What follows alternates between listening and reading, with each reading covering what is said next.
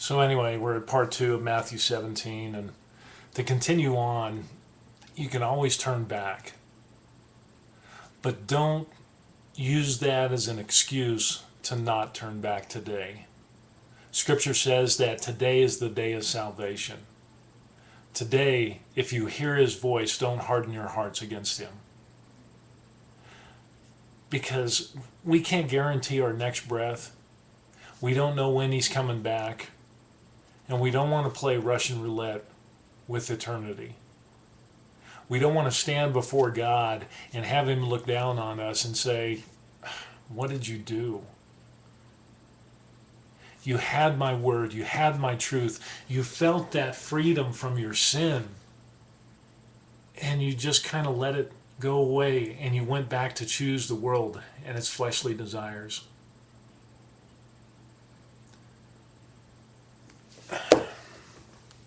For what God did for us through his Son, Jesus Christ, we need to take the time to get serious and look at God's word, apply it to our lives, and to really understand and say, God said this for a reason. It's not just to be words on a page to make a big book. It's not just like poetry or prose. But God said it for a reason. Everything in here will give us life and points us to Jesus Christ. And in him we have strength, we have his protection, his healing, his comfort, his peace, his joy.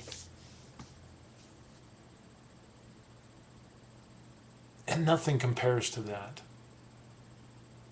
And while people will go on and they'll complain about words and this and that and the things of the world, it's about getting to know Jesus more and more. And if you get to the point of where you can't preach or talk about Jesus and the things that he's done in your life to encourage and motivate believers, or to even kind of train them up in righteousness and sometimes rebuke, because you love the Father and you love him, if that spark hasn't been in your life, perhaps you've taken that step to be that wicked and perverse generation that has said to yourself, you know what, I've got enough of Jesus, I'm covered. Or maybe you've been so hurt by the church or believers, and that everywhere you look, you see that no one lives up to his standard. And you can point out the faults in everybody. But that's not what we're called to do. We're called to seek God and put him first in our lives. To love God with all your heart, mind, soul, and strength. And then love your neighbor as yourself. And if we get our priorities out of whack, we can love our neighbors, our enemies, and everybody. But if we refuse to meet with God, he's going to say he never knew us. Because then our family, our friends, our work, our job, our activities, that they will become idols before God. Even though we say, oh, well, I love them, it's not going to stand. Because you're supposed to put God first. Because he's supposed to get all the glory, honor, and praise.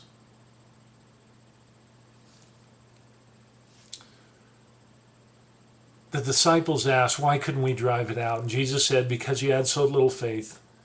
In other translations, it also says, because this one also came out with fasting and prayer. I tell you the truth, if you have the faith as small as a mustard seed, you can say to this mountain, move from here to there, and it will move. Nothing will be impossible to you. And they came together, and he said to them, again, he tells about how he's going to be betrayed, and he's going to be killed, and he's going to be risen back to life. But look at his disciples. Even though they lived with Jesus, they ate with him and spent all that time with him, they heard what he was teaching. And they tasted the goodness of Christ. But a lot of it hadn't filtered down to their heart, that they didn't know. They couldn't heal that demon-possessed boy. And sometimes that's what God does, because there's times when we think we've got it all together and we no longer need Jesus. And what does that do? We seem to elevate ourselves in His power, and that's wrong, because that's pride. And we get off that path. We have to remember that everything that God did, everything that Jesus did, is all focused towards Christ and us relying on Him. Because He has been given all power and authority. We have no power on our own, but to submit to Him and that relationship that we have with Him.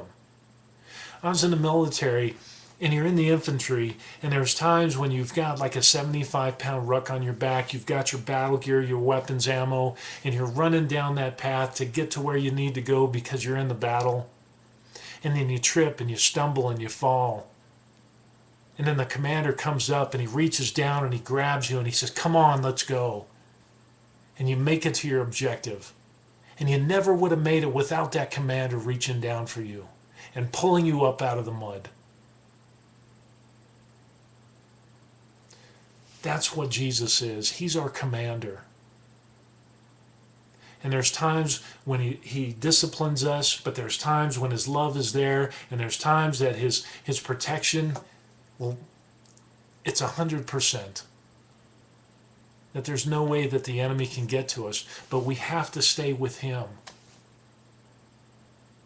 He gives us direction.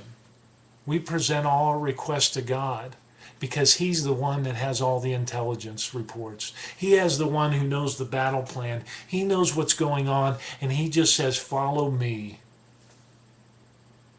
The victory's there, just follow me. But there's times when we start out where sometimes we get tripped up and we try to, well, I'm going to go over here. And we kind of get off that path. And then everything becomes harder because then all of a sudden we're not doing the will of the commander. We're not following His orders. And we get outside His will, and next thing you know, we're in enemy territory and we don't have His protection. He'll always come back. But don't wander off too far. And if you've gotten to the point of where you're looking around and you don't see a battle buddy to the left and the right of you, that if you don't see your commander and you haven't heard from him in such a long time, you need to repent. You need to turn around and go back and find him. That's what you need to do. You need to grow and mature in the Lord. There's a long way to go. And when you think, I've arrived, I've got to that place, no one can tell me what to do, nobody can rebuke me. When you start crossing your arms, that's when pride comes in, and then you've kind of gone off that path. And you're no longer submitted to Christ because suddenly you've taken the place of the commander and you're making the decisions. Don't do that. Repent, confess, go back. If your mouth is spilling out bitterness and contempt, sarcasm, and not that funny sarcasm,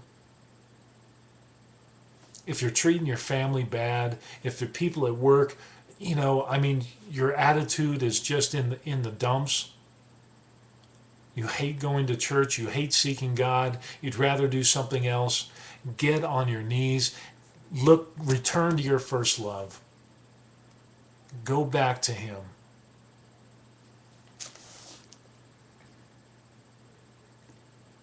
The disciples were filled with grief because they hadn't matured in the Lord.